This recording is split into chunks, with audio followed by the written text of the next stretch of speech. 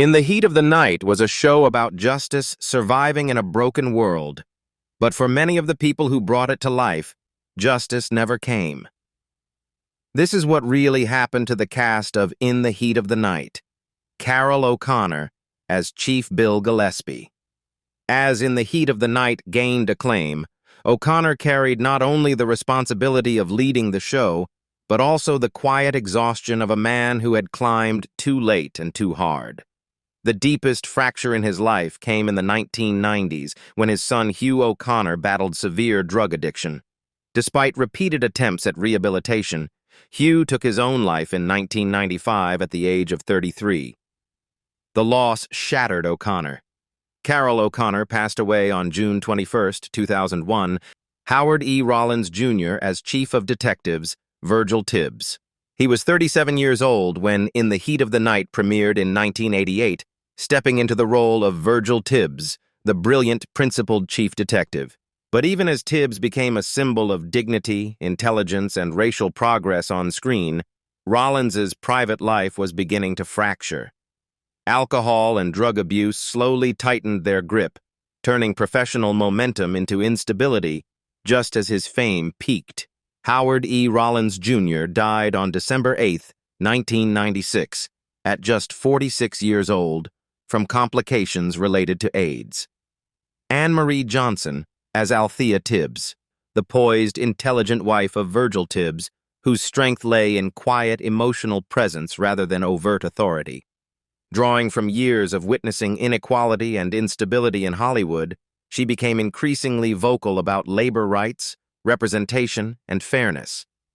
Acting work slowed, but her sense of purpose deepened, shaped by the losses, frustrations, and structural barriers she had endured throughout her career. As of 2026, Anne Marie Johnson is 65 years old. Alan Autry as Captain Bubba Skinner. He was in his mid-30s when he took on the role of Captain Bubba Skinner in the Heat of the Night, becoming one of the show's most recognizable and unexpectedly warm-hearted figures. As the series ended, Autry made a radical life decision that shocked fans. He walked away from acting almost entirely.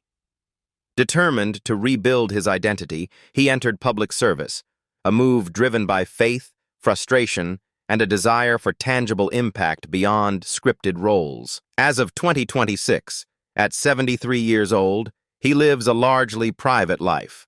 Denise Nicholas as Harriet DeLong. She was 44 years old when she portrayed Harriet DeLong in the Heat of the Night, the composed, intelligent city clerk whose calm exterior often concealed deep emotional undercurrents. Rather than retreat, she eventually transformed that pain into art. In 1990, while working on In the Heat of the Night, Nicholas wrote a powerful two-part episode in which her character's sister is murdered. Denise Nicholas gradually stepped away from acting in the late 1990s, choosing privacy and healing over continued exposure. As of 2026, at 81 years old, she lives largely out of the public eye. Hugh O'Connor as Lonnie Jameson, a recurring supporting character whose presence felt quietly tethered to the world his father, Carroll O'Connor, anchored as Chief Bill Gillespie. As he tried to build an acting career with roles in projects like Brass and In the Heat of the Night, Hugh quietly slipped into substance abuse, using drugs as a way to numb fear, pain, and a growing sense of inadequacy. Addiction soon overtook everything else. Depression deepened, rehab attempts came and went, and stability remained elusive despite his father's constant efforts to help. On March 28, 1995, Hugh O'Connor died by suicide at the age of 32 at his home in Pacific Palisades, California. Charles Durning as Judge Schaefer. He portrayed Judge Schaefer, a figure of calm authority whose moral weight strengthened the series' legal backbone. A decorated World War II veteran, he was wounded multiple times during the D-Day invasion and later awarded the Silver Star and Purple Heart. Acting became a second life rather than a first ambition, and by the time he reached prominence, he was already middle-aged. By the 2000s, he had largely stepped away from acting, living privately while his once familiar presence faded from the screen without ceremony. Charles Durning passed away on December 24, 2012, at the age of 89. Crystal Fox as Officer Luann Corbin, a role that quietly challenged gender expectations within the series' rigid law and order world. As the show ended, opportunities thinned, and the industry's limited space for women of color, especially those not molded into stereotypes, became painfully clear. Years passed with inconsistent work, forcing Fox to endure long stretches away from the screen while sustaining herself through theater and teaching. As of 2026, Crystal Fox is 62 years old and continues to act in film, television, and theater. Geoffrey Thorne as Sergeant Wilson's suite. He was just 18 years old when he joined In the Heat of the Night in the late 1980s, appearing as Sergeant Wilson's suite, a young black officer whose intelligence and moral clarity. By the mid-2000s, Thorne emerged as a respected television writer and producer, contributing to series such as Leverage, The Librarians, and Blackish, where he could finally explore themes of power, race, and justice with nuance.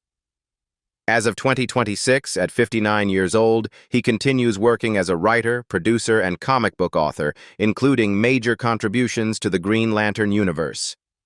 Carl Weathers as Chief Hampton Forbes. He was around 43 years old when he appeared as Chief Hampton Forbes in the Heat of the Night, a guest role defined more by authority and symbolic weight than by extended screen time.